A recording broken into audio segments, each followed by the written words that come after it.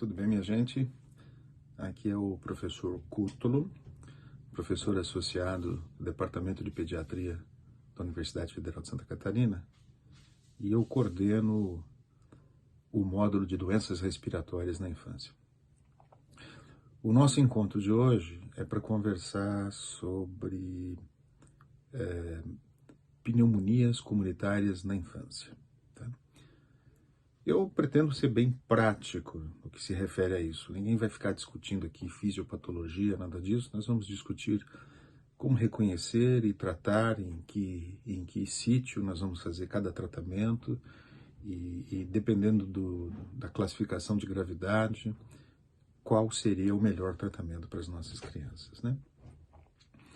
Bom, a título de introdução, eu só gostaria de dizer que quando a gente pensa em pneumonia na infância, a gente pensar que majoritariamente essas pneumonias elas vêm a partir de uma colonização bacteriana de vias aéreas superiores. É por isso que na infância as pneumonias bacterianas elas são mais comumente relacionadas como pós-IVAs ou como uma complicação de uma infecção viral de vias aéreas superiores, né? É claro que a gente tem outras vias, né? O pneumococo tem duas outras vias, por exemplo. Uma via seria uma pneumonia pneumocóxica pós-bacteremia oculta. Uma criança que tem um quadro de febre sem sinais localizatórios e acaba fazendo uma bacteremia e essa bacteremia acaba redundando numa pneumonia bacteriana. Essa seria uma via. Uma outra via descrita é aquela criança que tem uma bronquite bacteriana protraída, que é um quadro, então, protraído, crônico, mais de 4 semanas de tosse e, eventualmente, esse quadro relativamente estável, né, subagudo ou crônico, que é a bronquite bacteriana protraída, ela acaba complicando com uma pneumonia bacteriana aguda, né? Mas, grosso modo, vocês pensem da seguinte forma, eu vou pensar majoritariamente numa pneumonia comunitária, majoritariamente, numa criança que teve uma IVAS e essa IVAS acabou complicando. E quando que isso acontece? Isso ocorre entre o 4º e o 6º dia após o início da IVAS. Isso já dá uma dica muito importante para a gente, né?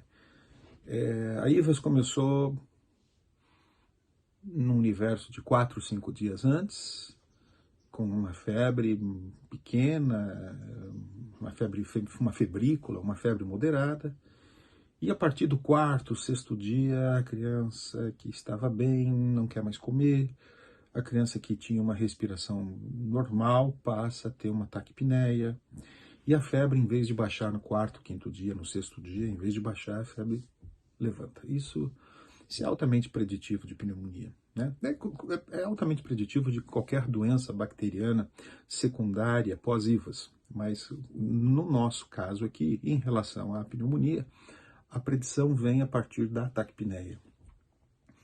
Então, se eu pegar uma criança numa sequência de IVAS, entre o 4º e o 6º dia de IVAS, que ao invés de melhorar nesse período, ela piora e desenvolve uma taquipneia,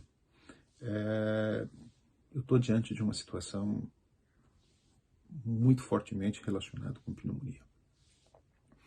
Nós poderíamos dizer, inclusive, que febre, sintomas respiratórios e taquipneia é forte a presunção de que seja uma pneumonia. Sobretudo, veja que coisa interessante, sobretudo se essa taquipneia não for acompanhada de sibilância. Porque se for acompanhada de sibilância, provavelmente não é uma pneumonia típica, né? A sibilância, elas vão se acompanhar as pneumonias virais e, de alguma forma, as pneumonias atípicas, tipo Mycoplasma pneumoniae e Chlamydophila pneumoniae. Agora, as pneumonias pneumocóxicas, as pneumonias por hemófilos influenza, por estafilococo, vocês não vão ver um quadro de sibilância no começo, né? Elas podem sim complicar um quadro de sibilância prolongado, isso é verdade, mas elas não vão desencadear sibilância na criança. Se a criança teve um quadro agudo com sibilância, o mais provável é que seja viral ou, se ela tiver alguma situação clínica que lembre a pneumonia típica, vai lembrar a pneumonia típica também. Tá bom? Bom, bom, vamos pensar agora da seguinte forma. Vamos tentar dividir o que classicamente tem sido feito. E o que eu vou trazer aqui para vocês vamos dizer assim, vamos tentar dizer que é uma síntese. É uma síntese do que tem sido publicado, do que os diferentes guidelines têm apresentado. Não é um guideline único, tá? Então, porque as verdades, elas não são absolutas em relação ao conhecimento e, portanto, em relação à pneumonia também não, né? Se você lê o guideline australiano, vai te dar uma informação. Se você lê o guideline britânico, você vai ter uma outra informação. O americano, outra. O saudita, outro. Quer dizer, eu estou me baseando em todos esses, mais o guideline brasileiro. Mas eu não estou fixando em um ou outro. Eu prefiro dizer que eu estou fazendo uma síntese didática que vai facilitá-los na enfermaria e na emergência a identificar melhor e tratar melhor essas pneumonias, né? Então, grosso modo, nós poderíamos fazer o seguinte: vamos dividir as pneumonias por faixa etária primeiro, para depois a gente pensar em dividir por gravidade. Por que isso? Porque as pneumonias de 0 até 2 meses têm uma característica peculiar. Eu não vou discutir aqui as pneumonias na fase neonatal, porque isso é atribuição do pessoal da neonatologia. Tá? Eu vou falar de pneumonia, basicamente, nessa primeira fase, de 28 dias de vida até 60 dias de vida. Tá? São pneumonias que elas podem estar relacionadas com diferentes vírus e bactérias, né? Vírus é a causa mais comum, sem dúvida nenhuma. Em menor de 1 ano é sempre o vírus a causa mais comum de pneumonia. Mas vamos focar nas bactérias. Depois a gente pode deixar um capítulo especial para falar das pneumonias virais. E vamos falar das pneumonias típicas. Não vamos falar das típicas, atípicas também, porque nessa faixa etária nós também temos as pneumonias atípicas, que merecem também um capítulo especial que nós vamos deixar para conversar na sequência. Mas nós temos que pensar que nessa faixa etária eu posso ter uma pneumonia por pneumococo, eu posso ter uma pneumonia por estafilococo, a listéria e o strepto B, elas são mais comuns na primeira semana de vida, mas não são comuns essa extensão até 2 meses. Mas vai exigir da gente algumas condutas que são comuns. Por exemplo, esta faixa etária, uma pneumonia numa faixa etária de 0 a 2 meses, é uma pneumonia que precisa ser tratada em hospital. Tá? Não seria nem um pouco recomendável que eu mande para casa uma criança de 0 a 2 meses com pneumonia. Então eu vou interná-la. E hoje, de uma forma bem abrangente, o guideline brasileiro recomenda isso, a Organização Mundial da Saúde também sustenta isso. Seria ideal eu juntar uma penicilina, que pode ser uma penicilina cristalina, pode ser uma ampicilina, sempre associado a um aminoglicosídeo. Então eu vou internar e vou fazer ampicilina e gentamicina. Ou vou fazer uma penicilina cristalina e uma amicacina. Não importa. Eu vou escolher uma penicilina e um aminoglicosídeo. Tá? Sempre internado. Tá? Sempre nessa faixa etária, a minha recomendação para vocês é que internem. Né? Vocês não vão tratar ambulatorialmente. Bom, depois nós teríamos uma nova visão, que é a partir dos 2 meses de vida. Uma vez que você completou 2 meses, como é que você vai reconhecer e vai tratar? Existem várias classificações. Tá? Existem várias classificações, umas mais confusas, outras mais simples. A mais didática, que eu acho, e a mais óbvia, é uma classificação que veio de 2018 com o guideline australiano. E ele divide da seguinte forma: A pneumonia, ela pode ser leve, ela pode ser moderada e pode ser grave. Qual a importância disso? Porque uma vez reconhecido o nível de gravidade, eu vou ter que estabelecer o local de abordagem terapêutica e a abordagem terapêutica. Tá bom? Então vamos falar no geral, numa pneumonia bacteriana típica em crianças com idade superior a 2 meses. O que seria uma pneumonia considerada leve? A pneumonia considerada leve é aquela pneumonia que a criança tem um quadro típico, né? Tem febre, geralmente superior a 38,5, tá? Geralmente é superior a 38,5. E é num pós-IVAS, geralmente num pós-IVAS, mas pode não ser, como eu falei anteriormente. E a criança apresenta uma taquipneia, sem que isso faça com que ela necessite de oxigenoterapia. O que eu quero dizer com isso? A saturação dessas crianças está de 95 para cima. A criança não apresenta sinais de sofrimento que não seja a taquipneia. A musculatura acessória, ela não está envolvida. E eu não preciso oxigenar essa criança. Então eu posso dizer que essa criança tem uma pneumonia leve.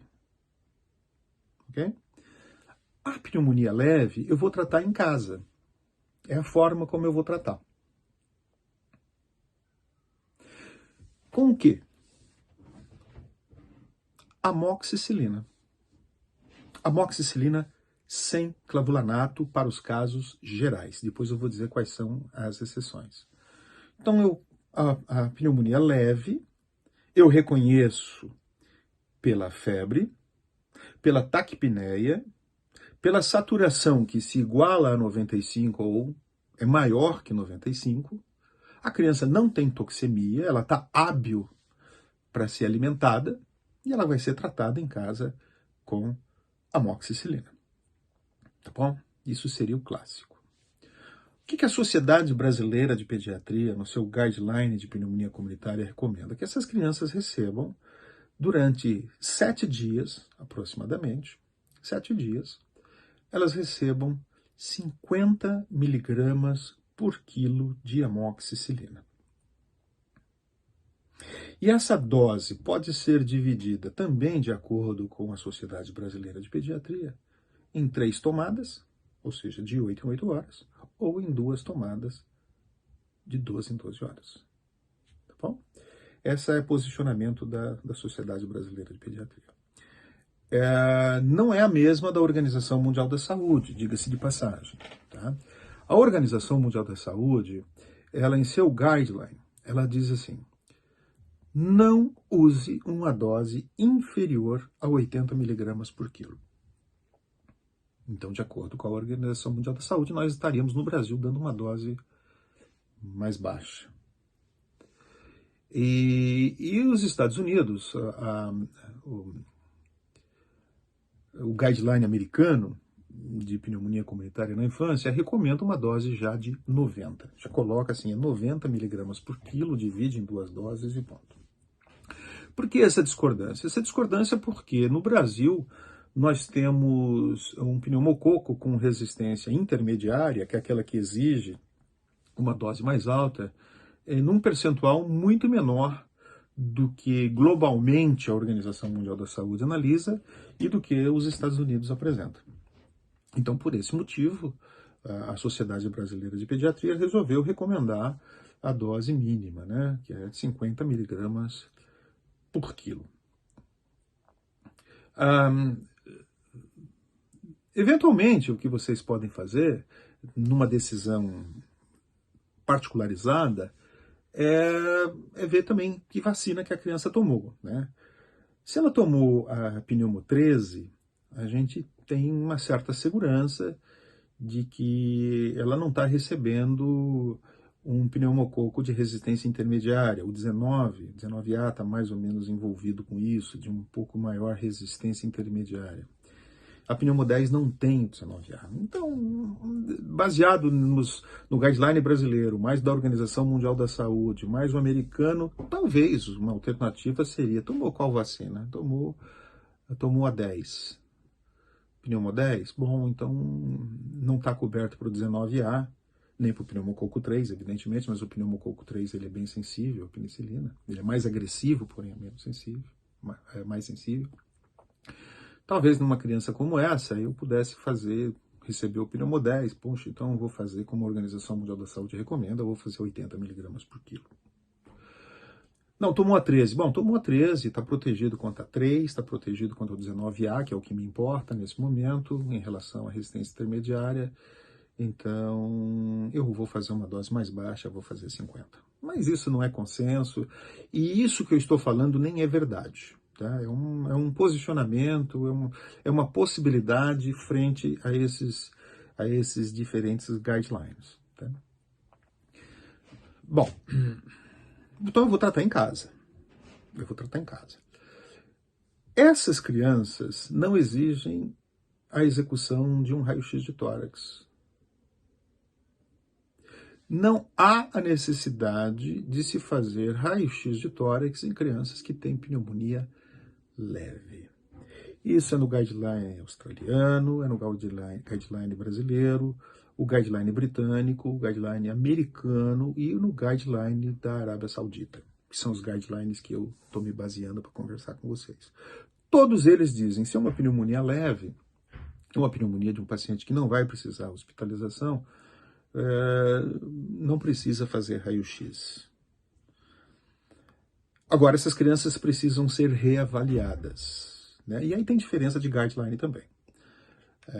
Tem guideline que fala em 24 horas essas crianças precisam ser examinadas. Outros falam 48, 72 horas eu preciso reexaminar a criança, ou antes, se houver piora clínica.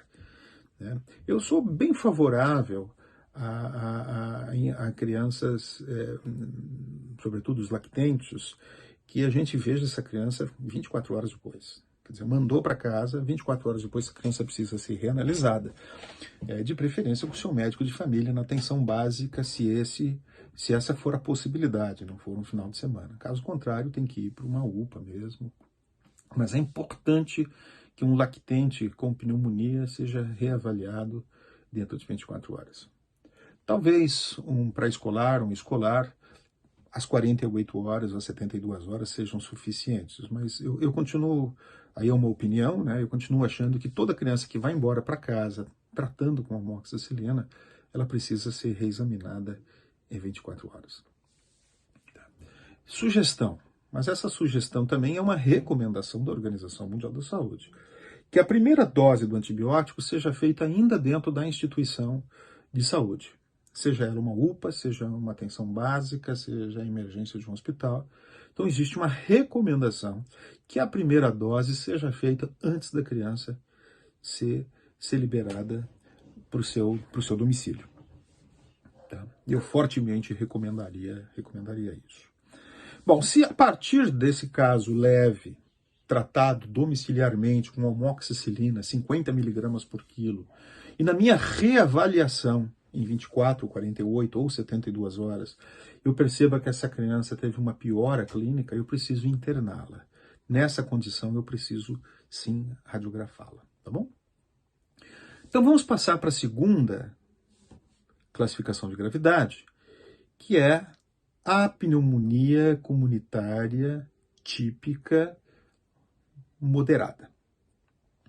Essa criança já tem uma característica um pouco diferente da outra. Embora ela tenha ainda um enchimento capilar rápido, menos de 3 segundos, ela pode ter uma discreta taquicardia, mas o que vai chamar a atenção de vocês, nesse caso, é já o uso de musculatura acessória para respirar. E necessidade de oxigenoterapia. Ou seja, essa criança já está saturando 94, 93, 92. Então, ela precisa de suplemento de oxigênio como parte do seu tratamento para pneumonia. Evidentemente, essas crianças serão hospitalizadas. Evidentemente, 100% dessas crianças necessitarão de um raio-x de entrada, que a Sociedade Brasileira de Pediatria recomenda que seja em PA e perfil. Não, nem todos os guidelines recomendam as duas posições, veja bem.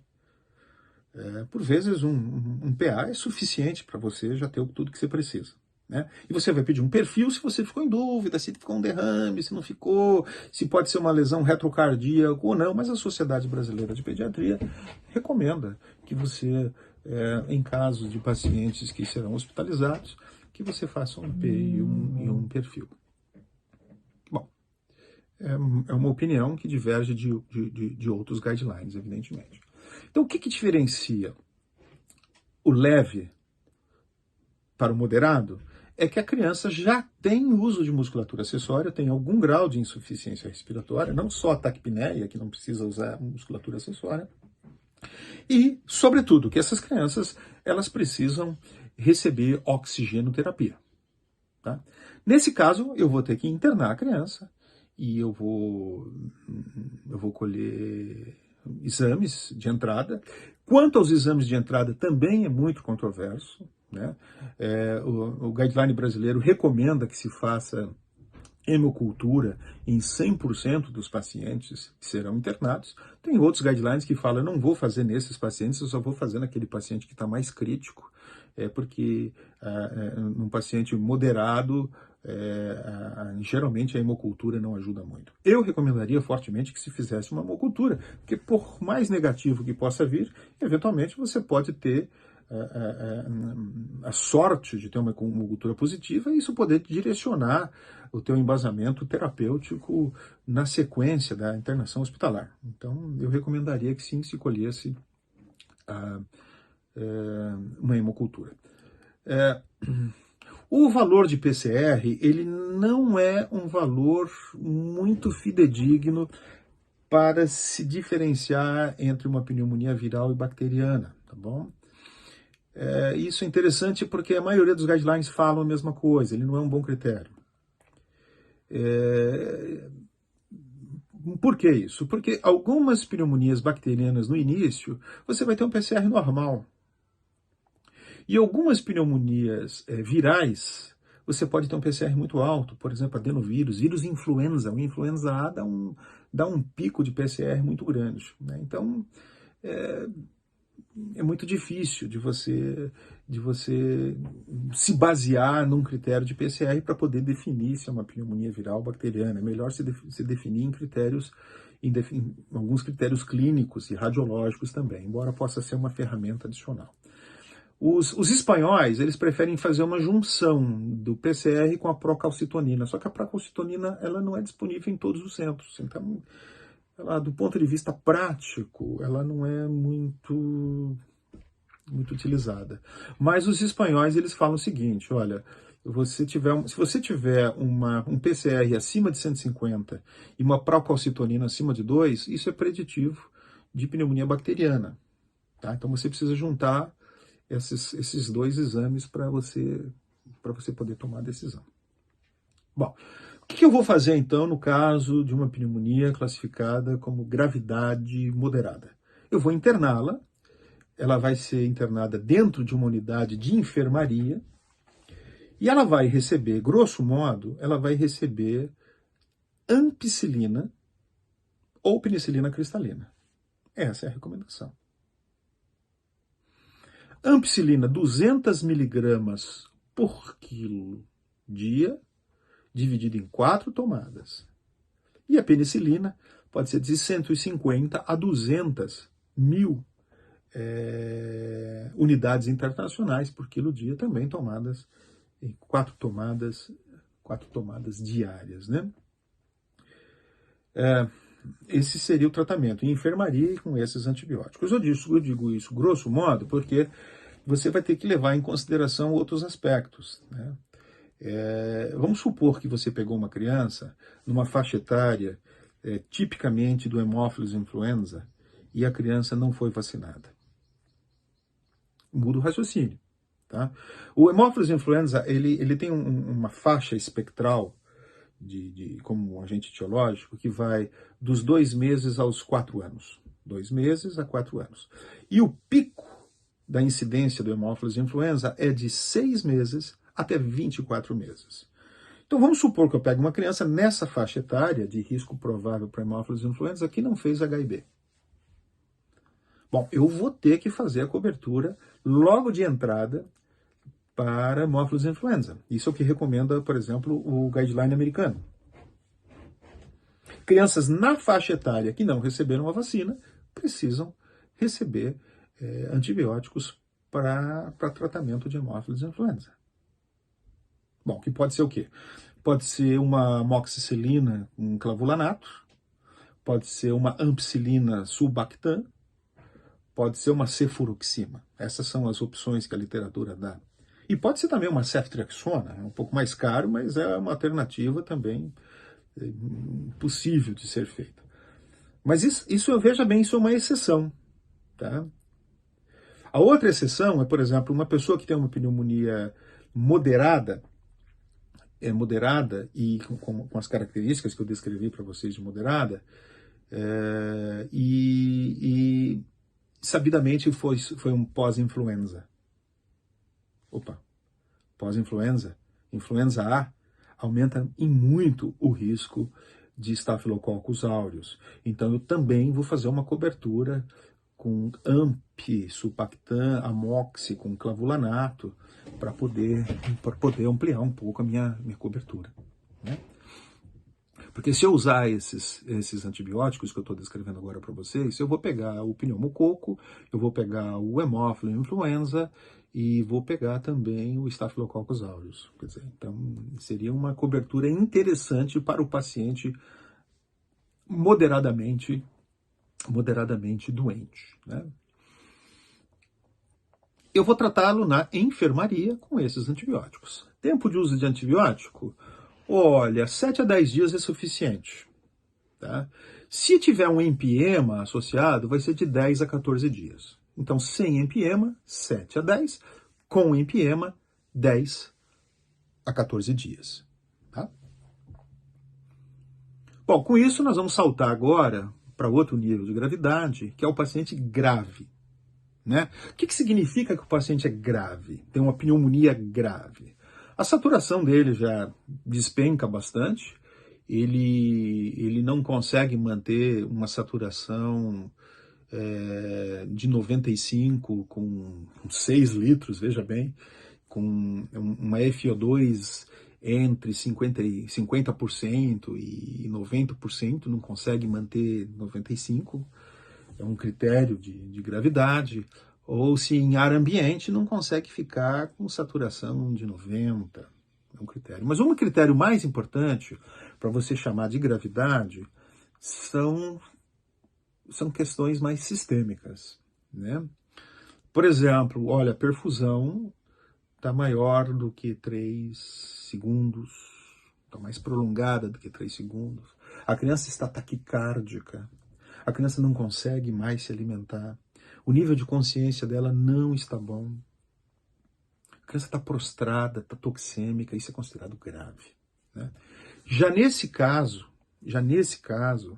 o locus de tratamento não pode ser uma enfermaria. O locus de tratamento preferencial tem que ser uma unidade de terapia intensiva. E esse paciente considerado grave, cujo locus de tratamento será a unidade de terapia intensiva, eu não posso esperar uma reflexão baseada na microbiologia da criança de qual bactéria que eu estou diante. Eu não posso começar com um tratamento para pneumococo e depois é um estafilococo e eu vou poder mudar dentro de 48 horas. Não, eu não tenho esse tempo. A criança que está gravemente enferma, ou seja, que preenche os critérios de gravidade, na classificação de gravidade, ela precisa receber antibióticos que cubram fortemente pneumococo, hemófilo influenza e Staphylococcus aureus. Então, às cegas, eu vou ter que fazer ceftriaxona, 80 a 100 miligramas por quilo, em dose única diária, associado a uma oxacilina, 200 miligramas por quilo dia.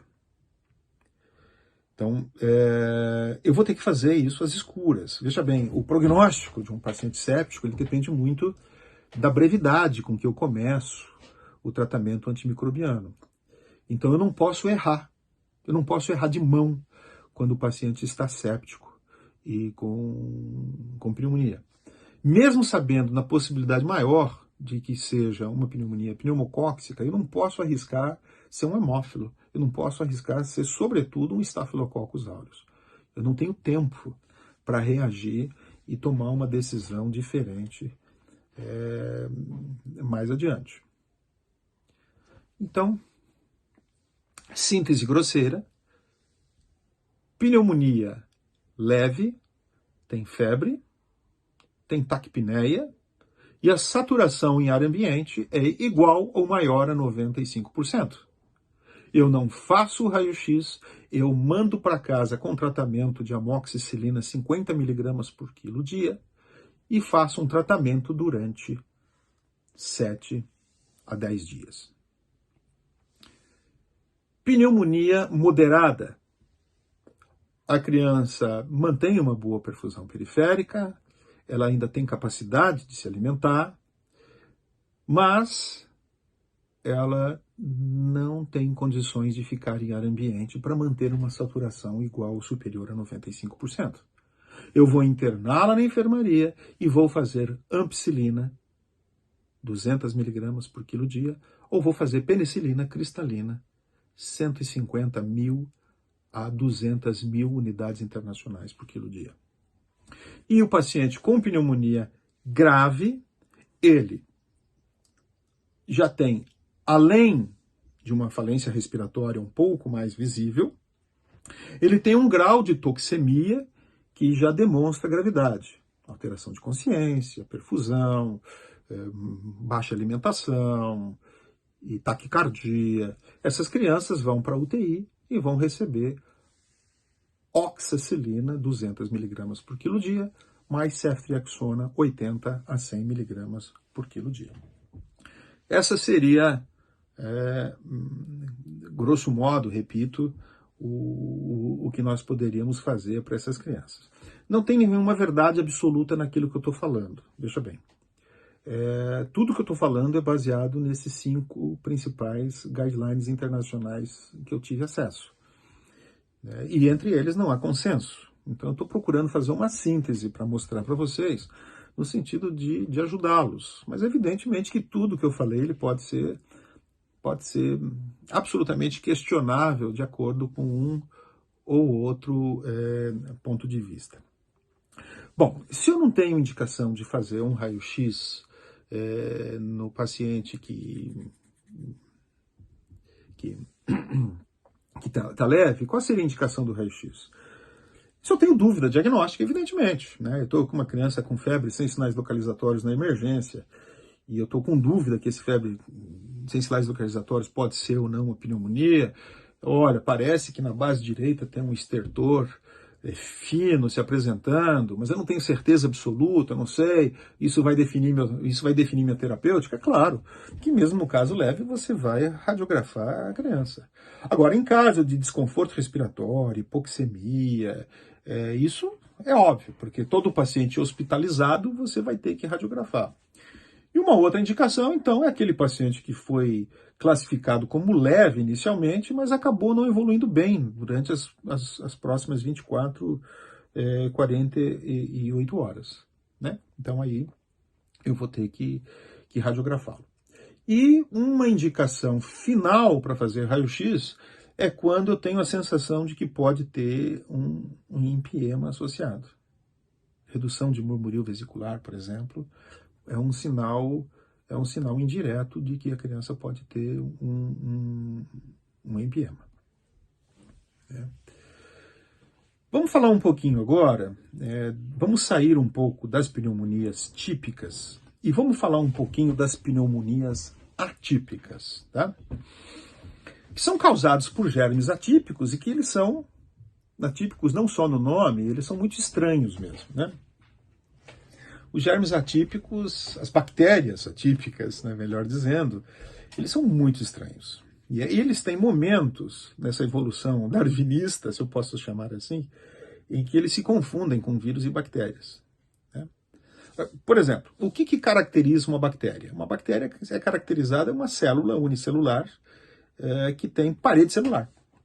A membrana celular da bactéria a gente chama de parede celular. O que se chama vírus? Bom, o vírus tem um fragmento de um ácido nucleico, seja RNA, no DNA, e ele tem um invólucro, um envoltório. Ele não tem a parede celular. Pois não é que os danados dos germes atípicos, das bactérias atípicas, eles não têm nem invólucro, vírus, e nem parede celular, bactéria. Só aí já é uma certa estranheza, né? Que é uma outra característica, para vocês pensarem, até, eu estou explicando isso porque as manifestações clínicas, elas são muito heterogêneas, né? Os vírus têm um parasitismo intracelular, isso é sabido. As bactérias têm um parasitismo extracelular. Pois Mycoplasma pneumoniae, Chlamydophila pneumoniae, Chlamydia trachomatis, pode ser intra, pode ser extracelular. Normalmente as pneumonias virais, elas são pneumonias intersticiais, bilaterais, centrífugos. E as pneumonias bacterianas são pneumonias alveolares, pois os germes atípicos, eles podem ser mistos, podem ter manifestação radiológica alveolar e pode ter manifestação radiológica intersticial. Quando você encontra no mesmo paciente as duas formas, pense muito em pneumonia atípica. Bom, vamos falar daquela do bebezinho, tá? Que é a Chlamydia trachomatis. Bom, a primeira suspeição para Chlamydia trachomatis é um pré-natal que não foi convenientemente realizado. Isso chama atenção. Ou uma parturiente que ganhou o neném por via vaginal, ou se não foi por via vaginal, aí mais raramente, foi por via cesariana, mas teve uma bolsa rota prolongada. Então, aí a Chlamydia trachomatis, ela ascende até o bebê, né? Mas o mais comum é que o bebê, no trajeto do parto, acabe se contaminando pela mãe. Classicamente, a Chlamydia trachomatis, ela se apresenta da seguinte forma. Por volta de 2 semanas de vida, aparece uma conjuntivite. Banal. Passou, acabou a conjuntivite. Não é aquela conjuntivite imediata do recém-nascido, né? Mas com 2 semanas de vida, uma conjuntivite meio que inexplicável. E por volta de 40 dias de vida, uma tosse com taquipneia. Isso seria a característica clínica, evolutiva de uma Chlamydia trachomatis, né?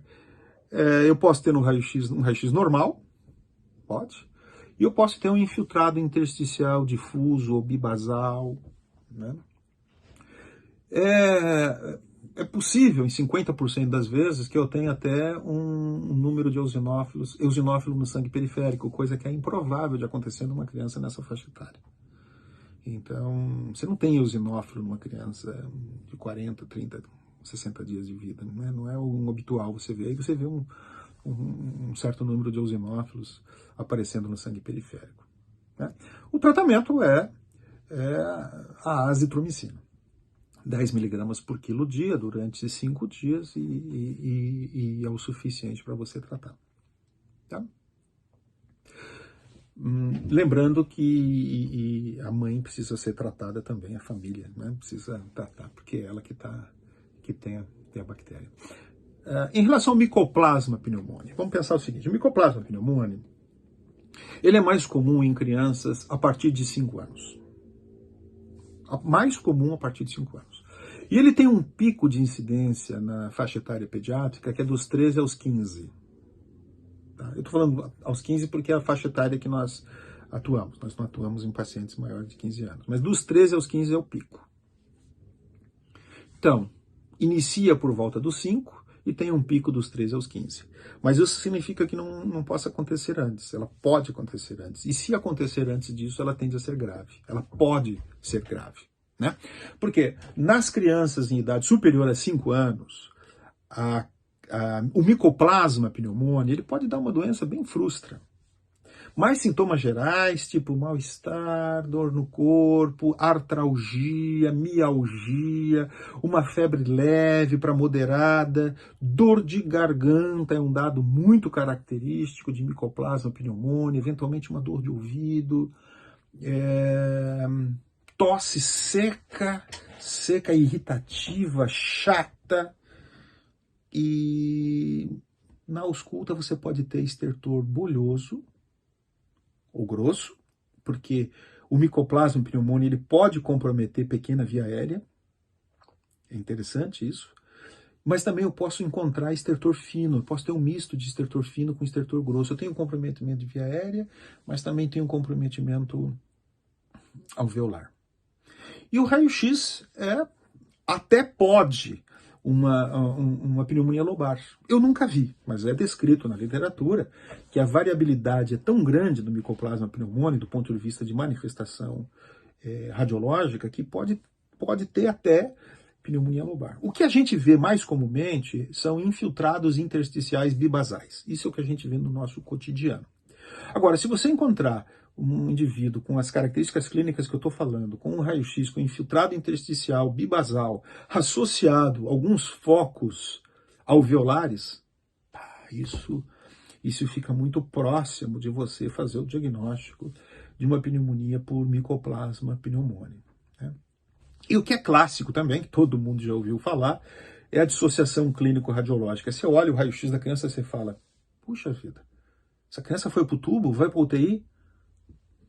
Aí você vai ver a criança, o escolar está conversando contigo numa boa, está tossindo bastante, mas está conversando com você, está se alimentando, está bem, pode te contar uma piada, ele está bem. E o raio-x está horrível. O raio-x você olha, agora vai entubar essa criança. Como você pode notar, o micoplasma pneumoniae, majoritariamente, ele tem uma característica monofásica. Eu tenho quadro alto, dor de garganta, mas o quadro geral, indisposição, dor muscular, dor articular, tá tudo junto com a tosse, com a taquipneia, né? Tá tudo junto. O tratamento é macrolídeo. É um macrolídeo que você tem à sua disposição, né? A azitromicina tem o conveniente de ser usado durante 5 dias em dose única diária. E tem o inconveniente de que a resistência tem aumentado sistematicamente, talvez pelo uso indevido que a população mundial tem usado, né? Então, tem alguns lugares do mundo que a resistência à azitromicina do micoplasma pneumoniae chega a quase 30%. Nós não sabemos no Brasil ainda qual é que é. Tá? Mas uma boa opção é uma azitromicina, 10 mg por quilo, dose única de 24 em 24 horas, durante 5 dias. Tá? Os guidelines internacionais têm falado muito no uso da claritromicina, em doses de 12 em 12 horas, só que a claritromicina, quando você opta por ela, você tem que acabar usando ela por um período um pouco mais prolongado. Você tem que usar ela durante 10 dias. Tá? É o dobro de dias da azitromicina. Qual é a dose? 15 mg por quilo dia, dividido em 2 dosagens, ou seja, de 12 em 12 horas. Tá bom? Podemos partir para o terceiro. A terceira pneumonia atípica é a Chlamydophila pneumoniae. A Chlamydophila pneumoniae, ela começa a se insinuar a partir dos 3 anos de vida. E ela tem um pico entre 8 e 9 anos. E ela pode ser bifásica. Ela normalmente tem um caráter bifásico. O que significa isso? Eu tenho um quadro, hoje, paciente vai se queixar para você, olha, o que está acontecendo? Olha, tá com uma febrezinha de nada, uma febre boba, ou não tem febre, e começou com muita tosse e uma respiração mais rápida. Então a criança vai ter taquipneia, vai ter tosse volumosa, assim, seca e irritativa, que pode evoluir depois para produtiva, e não tem sintomatologia alta. Aí você pergunta, mas tá com obstrução nasal? Não. Tá com dor de garganta? Não. Mas tá com o nariz escorrendo? Também não. Esteve recentemente? Falei assim, olha, 2 semanas atrás ele teve resfriadinho, sim. Opa, então ele é bifásico. 2 semanas antecedendo o quadro respiratório baixo, eu tenho a notícia de um quadro respiratório alto. Bom, o que eu vou fazer nesses casos? Eu vou tratar, e vou tratar também com macrolídeo, com as mesmas características e posologias do Mycoplasma pneumoniae. O que eu posso dizer da Chlamydophila pneumoniae e do Mycoplasma pneumoniae em associação? Que eles normalmente provocam na fase escolar uma doença muito tênue. É muito comum que assim o seja. Mas em lactentes, em crianças em idade pré-escolar, eles podem fazer um quadro um pouco mais dramático. Podem fazer. Não é o comum, o habitual não é esse, mas lembrando que se vocês pegarem uma criança dramaticamente enferma, em idade inferior mesmo a essas que eu descrevi para vocês, uma cobertura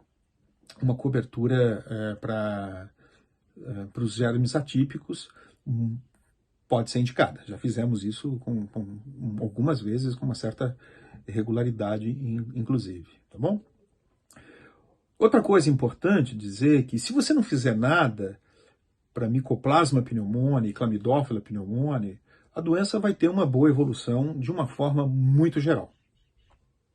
Só que ela vai ser mais arrastada. Então, quando você trata a Chlamydophila pneumoniae e o Mycoplasma pneumoniae, você reduz a possibilidade desses indivíduos transmitirem para as outras crianças e, além disso, você pode encurtar a doença. O Mycoplasma pneumoniae, hoje, sabidamente, ele está associado estatisticamente ao desenvolvimento de asma num período de 2 anos após a infecção aguda. Então, existe uma associação estatística de o aparecimento de asma no indivíduo que não tinha características fenotípicas de asma, de atopia, e ele acaba desenvolvendo a asma em até 2 anos, a 3 anos no máximo, depois que ele fez uma pneumonia atípica por Mycoplasma pneumoniae. Bom, então vale a pena tratar? Não se sabe. Não se sabe dizer se o tratamento da fase aguda dessa pneumonia vai impedir que ela desenvolva asma no futuro. Isso é um conhecimento ainda a ser construído. De qualquer forma, a recomendação, o simples fato de você encurtar o período de doença e diminuir a transmissibilidade, já faz sentido para mim tratar os indivíduos com uma pneumonia atípica com um macrolídeo. Bom, para encerrar,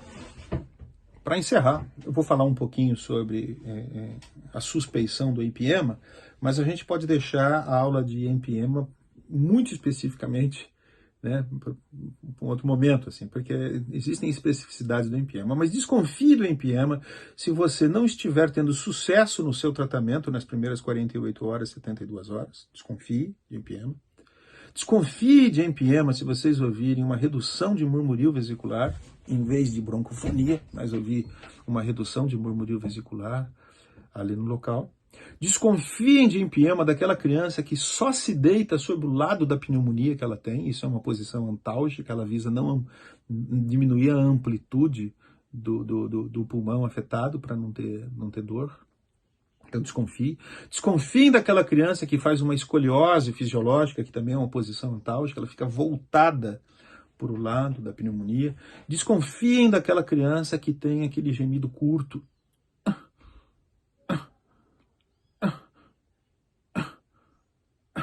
Desconfiem. Nessas situações, sempre desconfiem que um empiema pode estar associado. Como abordar e como tratar o empiema, nós vamos deixar para uma próxima aula. Bom, eu queria agradecer nesses 50 minutos que estivemos juntos por essa aula. Eu espero poder encontrá-los em outras aulas que nós teremos mais adiante, né? Eu estou produzindo outros vídeos de bronquiolite, exacerbação de asma e até mesmo do Covid-19, e eu vou postar essas aulas para que vocês possam ter acesso. Então, muito obrigado por tudo e tenham um bom dia.